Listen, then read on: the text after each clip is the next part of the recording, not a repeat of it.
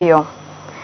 Rais John Magufuli kesho atafanya mahojiano ya kwanza na waandishi wa habari tangu aingie madarakani mwaka mmoja uliopita. Mkurugenzi wa mawasiliano ya Rais Jason Msigwa amesema kuwa mahojiano hayo yatarushwa moja kwa moja na vituo vya habari vya redio na televisheni kuanzia saa 4 asubuhi.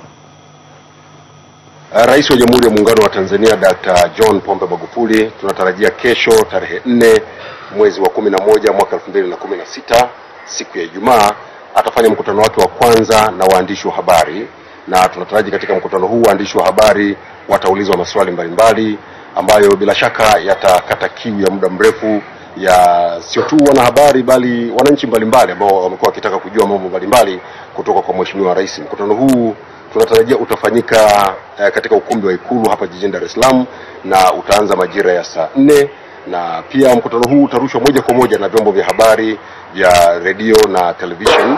Kwa hiyo tungependa ndugu wananchi kesho muungane pamoja na Mheshimiwa Rais na waandishi wa habari kufuatilia matangazo haya yatakayorushwa kuanzia saa 4 mpaka saa 6 bila shaka, na wakati huo pia mtakuwa mkipata fursa na nyie ya kujua nini serikali ya awamu ya 5 imekifanya. Na mkumbuke mkutano huu unafanyika ikiwa ni moja kati ya kuadhimisha mwaka mmoja wa tangu serikali ya awamu ya 5 iingie madarakani mwaka jana tarehe 5 ya mwezi Novemba mwaka 2015. Kwa hiyo karibuni sana na karibuni mfuatilie mahojiano haya ya Mheshimiwa Rais na waandishi wa habari.